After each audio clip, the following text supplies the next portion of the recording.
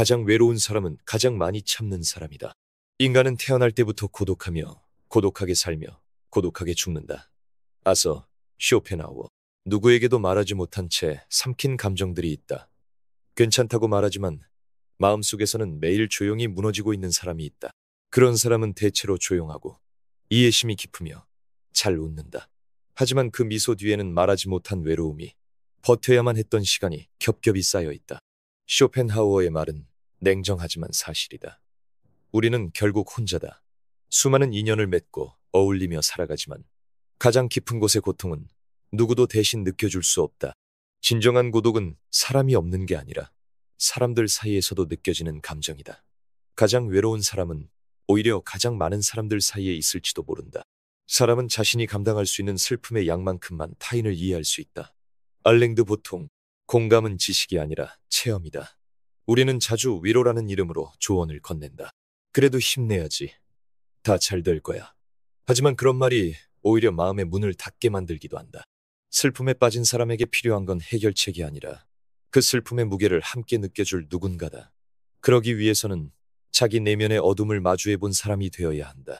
이해한다는 말보다 조용히 함께 앉아주는 사람이 더 위로가 될 때가 있다. 타인의 고통을 정말로 이해하게 되면 우리는 말수가 적어진다. 루이스 세풀베다. 자기 성찰이 깊은 사람일수록 말을 아낀다. 말은 쉬워도 침묵은 어렵다. 하지만 진짜 힘든 사람은 설명할 힘도 없다. 그래서 누군가의 침묵을 가볍게 넘기지 말아야 한다. 침묵 속에는 수천 마디 말이 들어있다. 울음을 참고 있는 사람은 사실 가장 많은 이야기를 품고 있다. 우리가 타인의 침묵을 존중할 수 있을 때 관계는 비로소 깊어진다. 모든 것은 사라진다. 하지만 진실은 남는다. 붙다. 사람은 언젠가 떠나고 기억도 희미해진다. 하지만 어떤 순간은, 어떤 진심은 마음에 오래 남는다.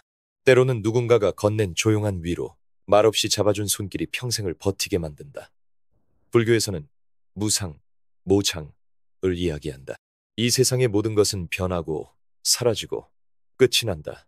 그래서 지금 이 순간 내가 주는 한마디, 한 행동이 중요하다. 그 작은 진심이 누군가에겐 하루를 버틸 이유가 되기도 하니까. 남에게 상처받은 사람은 두 가지 중 하나가 된다. 같은 상처를 남에게 주거나 절대 그러지 않기로 결심하는 사람. 니체. 상처는 두 갈래 길을 만든다. 복수로 향하거나 자비로 향하거나. 니체는 인간의 의지를 강조한 철학자다. 그는 운명이 아닌 선택을 말했다. 아팠던 만큼 더 이해하려는 사람, 잃어받기에 더 소중히 여기는 사람이 있다. 그런 사람은 다정하지만 연약하지 않다. 상처를 받아본 사람만이 타인을 진심으로 대할 수 있다. 그렇게 진심은 더 단단해진다. 당신이 아무 말도 하지 않아도 어떤 사람은 당신의 아픔을 알아채고 그냥 곁에 있어줄 것이다.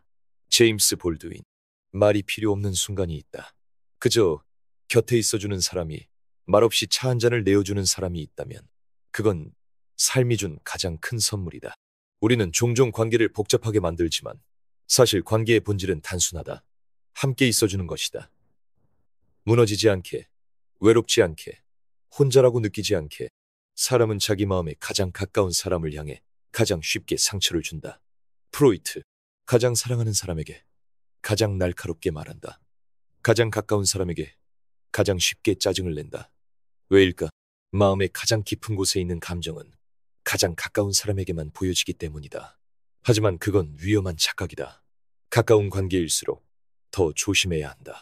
익숙함은 무례함이 되기 쉽고 사랑은 상처로 바뀌기 쉽다. 사랑은 말이 아니라 태도에서 드러나는 것이다. 침묵은 무기이자 위로이다. 때로는 아무 말도 하지 않는 것이 가장 강한 방식이다. 티베트 격언. 말로 풀 수 없는 상황들이 있다. 억울함, 외로움, 분노. 그럴 땐 침묵이 약이 된다. 침묵은 포기가 아니다. 스스로를 지키는 방식이다. 침묵의 시간을 견디는 사람은 속으로 끓어오르는 감정을 꿰뚫는 내공을 가지게 된다. 그것은 삶이 주는 고요한 훈련이다. 침묵은 흔들리지 않는 마음에서 나온다. 혼자 있는 시간을 두려워하지 마라. 그 시간에 당신은 진짜 당신을 만난다. 칼륨.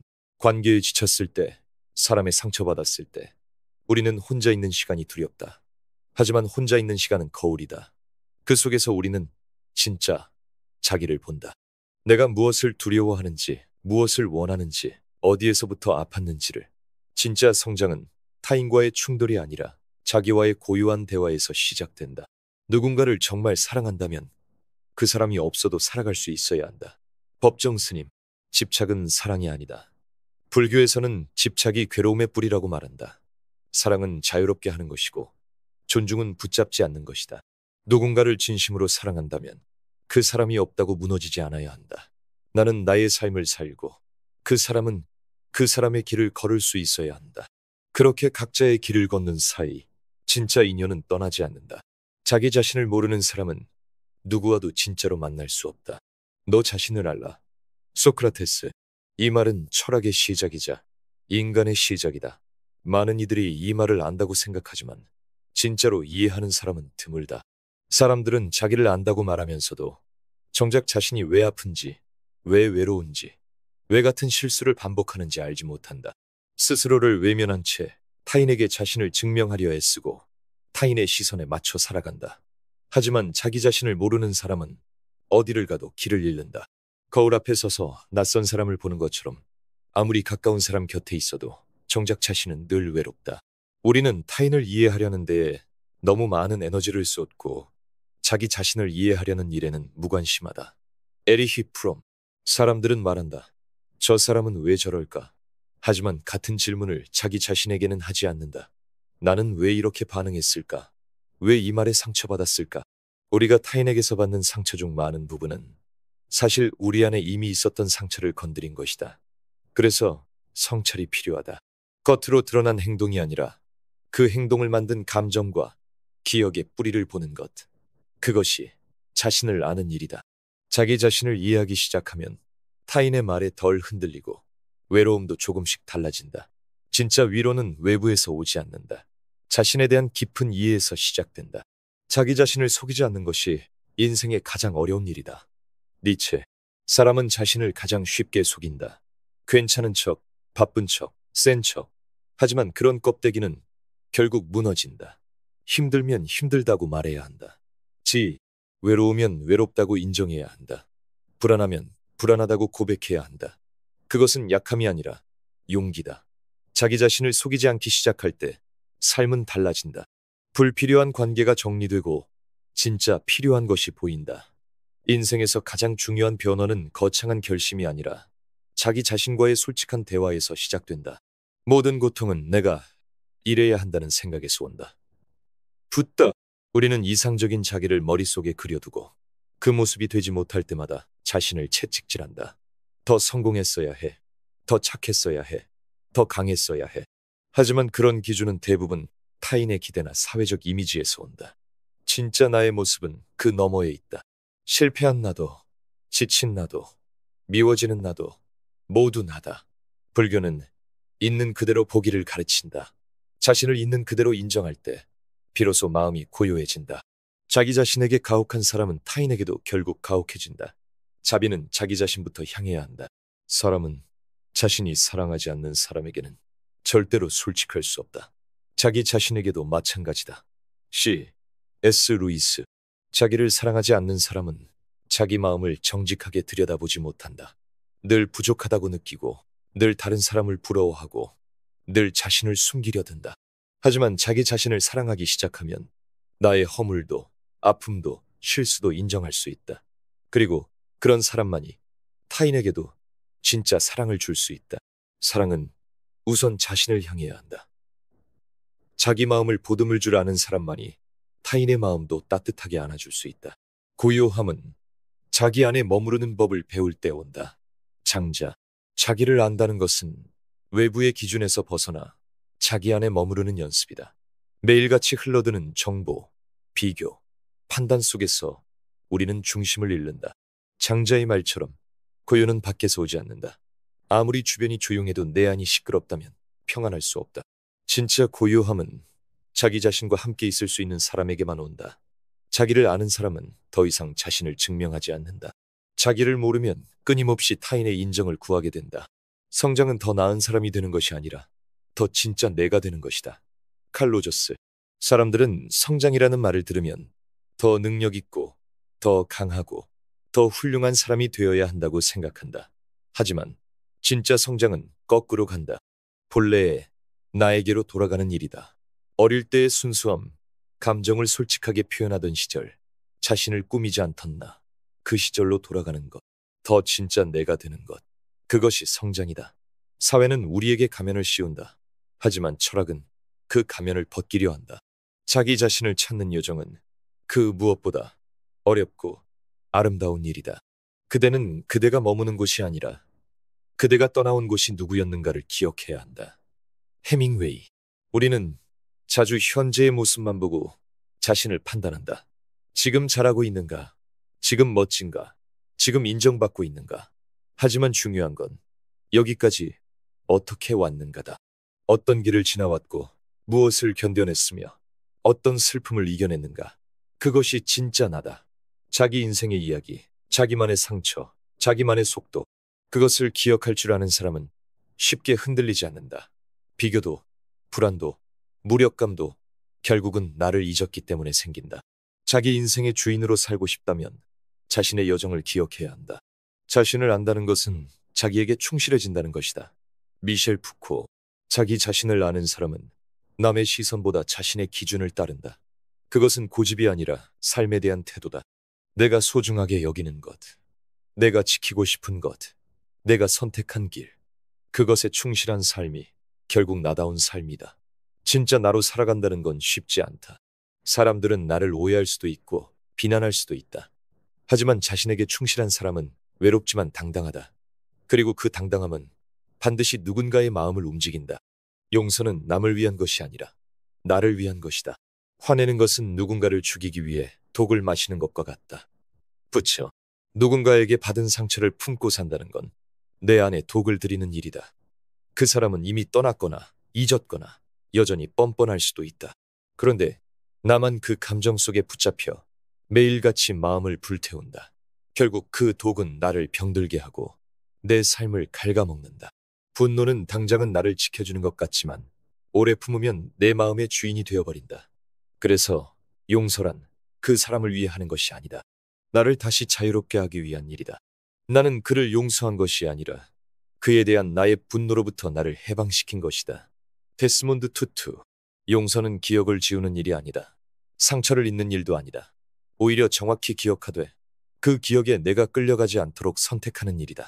투투의 말처럼 그것은 감정의 감옥에서 나오는 일이다. 분노는 복수를 부르고 복수는 또 다른 상처를 만든다. 그 고리를 끊는 첫 시작이 용서다. 용서는 약자가 하는 게 아니다. 그 고리를 끊을 수 있는 사람이 진짜 강한 사람이다. 과거를 붙잡고 있으면 미래를 움켜쥘 수 없다. 라우츠. 어떤 사람은 과거의 상처에 너무 오래 머무른다. 나를 무시했던 말, 배신했던 친구, 이유 없는 질투, 꺼내지 못한 감정들. 그것을 붙잡고 살아가면 오늘을 사는 마음이 사라진다. 미래를 그릴 수 없다. 라오츠는 흐름을 따르는 삶을 말했다. 물처럼 흘러야 한다고 했다. 용서란 흐름을 회복하는 일이다.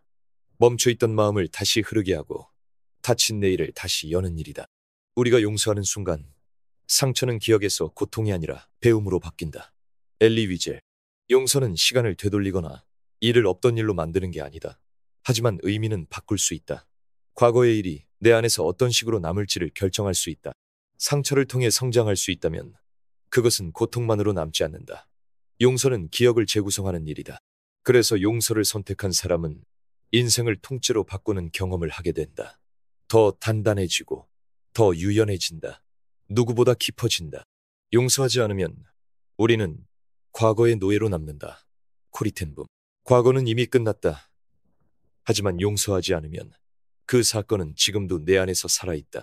매일같이 되새기고 상상하고 고통스러워하며 그때 그 자리에 머물게 된다. 그것은 감정의 중독이다. 과거의 고통에 중독된 사람은 현재를 살아갈 힘을 잃는다. 자신도 모르게 냉소적이 되고 사람을 믿지 못하고 관계를 피하게 된다. 그래서 용서는 반드시 지금 해야 하는 일이다. 과거를 끝내야 현재가 시작된다. 용서란 더 이상 그 일에 힘을 주지 않는 것이다. 오프라 윈프리. 용서는 망각이 아니다. 여전히 아플 수 있다. 여전히 슬플 수 있다. 하지만 그 감정이 내 선택을 좌우하지 않도록 만드는 것이다. 그 일이 나를 움직이는 힘을 더 이상 가지지 못하게 만드는 것. 그것이 진짜 용서다. 어떤 사람은 말한다. 그런 일을 당했는데 어떻게 용서하냐고. 그건 용서를 오해하고 있기 때문이다. 용서는 그 사람이 옳았다고 인정하는 게 아니다. 내가 이제 그 일에 흔들리지 않겠다는 선언이다.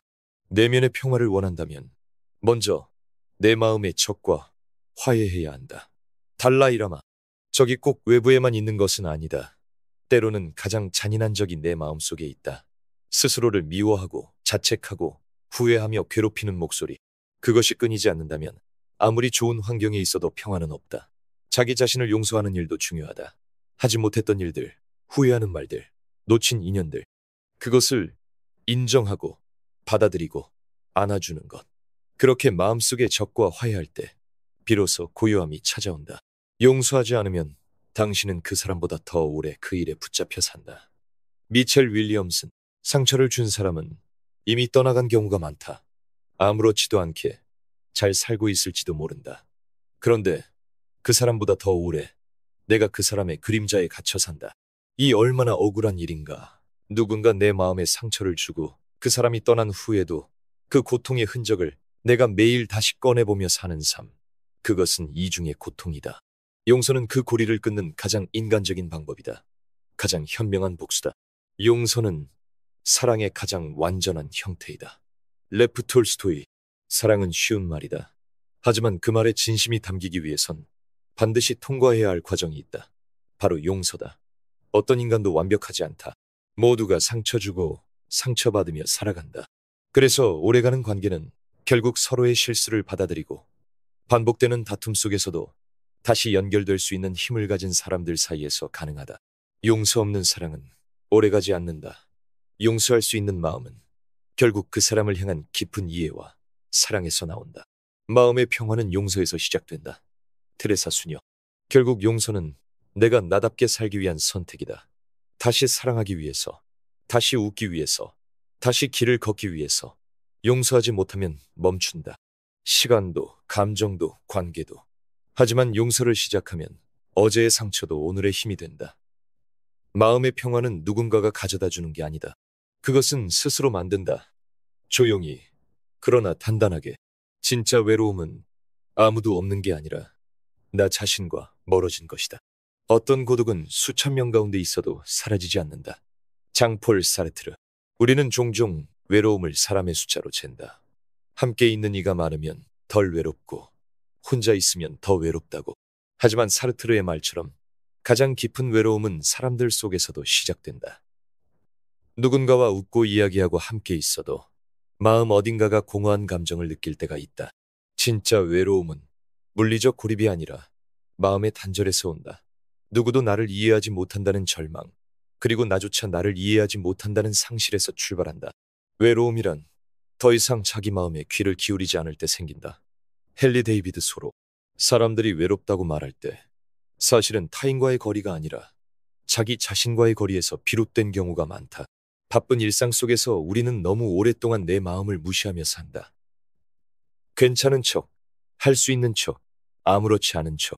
그렇게 마음속 깊은 목소리를 무시하다 보면 어느 순간 그 목소리가 들리지 않게 된다.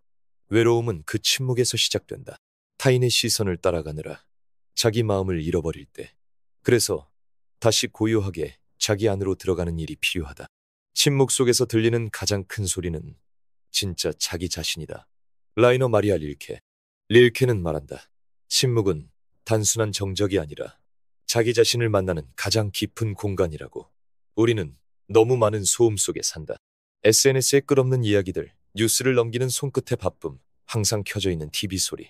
그 소리들은 외로움을 달래는 듯하지만 오히려 진짜 고독을 가리게 만든다. 고요한 공간에서만 들리는 소리가 있다. 그것은 지금 너는 괜찮니? 라고 묻는 자기 내면의 소리다. 그 소리에 귀 기울이는 것이 외로움에서 벗어나는 첫 걸음이다. 외로움은 도피가 아니라 발견의 기회다. 틱나탄 스님. 불교에서는 외로움을 피해야 할 감정이 아니라 직면하고 이해해야 할 상태로 본다. 틱나탄 스님은 외로움이 오히려 자기 자신을 재발견할 기회라고 말한다. 너무 많은 사람들과 얽히며 진짜 나를 잃어버렸다면 외로움의 시간은 나에게 돌아오는 길이 된다. 혼자 있는 법을 아는 사람은 누구와 있어도 자신을 잃지 않는다. 그 사람은 고요 속에서도 평온하다. 외로움과 친구가 된 사람만이 관계 속에서도 자유로울 수 있다. 누군가를 찾기 전에 먼저 자기 자신을 찾아야 한다. 칼 융. 많은 이들이 외로움에서 벗어나기 위해 새로운 사람을 찾는다. 관계, 대화, 만남. 하지만 자기 자신을 모른 채 시작된 관계는 언젠가 더 큰 외로움으로 돌아온다. 나를 이해하지 못한 상태에서 맺는 관계는 필연적으로 오해와 상처를 낳는다. 융의 말처럼 먼저 자기 자신을 찾아야 한다. 무엇이 나를 힘들게 하는지, 무엇을 원하고 있는지, 어떤 상황에서 가장 외로움을 느끼는지를. 그렇게 나를 이해하면 다른 사람과의 거리도 자연스럽게 조절할 수 있다. 혼자라는 것은 텅 빈 상태가 아니라 충만함을 위한 여백이다. 토머스 머튼. 혼자 있는 시간을 두려워하는 이들이 많다. 하지만 혼자라는 건 반드시 비어있다는 뜻이 아니다. 오히려 자신을 채울 수 있는 시간이다. 머튼은 그 시간을 여백이라 말한다. 숨가쁘게 채우기만 하던 삶에서 잠시 멈추고 비워내고 천천히 채워갈 수 있는 공간. 그 여백이 있어야 삶이 다시 숨을 쉬고 마음이 다시 움직인다. 외로움을 여백으로 바라보는 순간 고통은 사라지고 가능성이 시작된다. 사람은 관계 속에서 길을 잃고 침묵 속에서 자신을 찾는다. 에크하르트 톨레. 우리는 관계를 통해 성장하지만 동시에 길을 잃기도 한다. 너무 많은 관계는 때로 내 존재를 흐리게 만든다. 누구에게도 거절당하고 싶지 않아서 모든 역할을 감당하다 보면 정작 내 마음은 마르고 지친다. 그래서 때때로 관계에서 한 발 물러나는 시간이 필요하다. 톨레가 말하듯 고요한 시간 속에서 우리는 나는 누구인가를 다시 묻는다. 그 질문에 진심으로 답할 수 있을 때 외로움은 더 이상 두려운 것이 아니다. 자기 자신을 사랑하지 않는 사람은 누구와 있어도 외롭다. 루이즈 헤이. 사랑받지 못해서 외로운 것이 아니다. 스스로를 사랑하지 못하기 때문에 외로운 것이다. 사람들의 사랑을 받아도 칭찬을 들어도 인정받아도 여전히 외롭다면 그건 자기 자신과 멀어졌다는 증거다. 자기를 받아들이고 안아주고 괜찮다고 말해주는 그 목소리를 되찾아야 한다. 외로움은 그런 내면의 다정함이 사라졌을 때 찾아온다.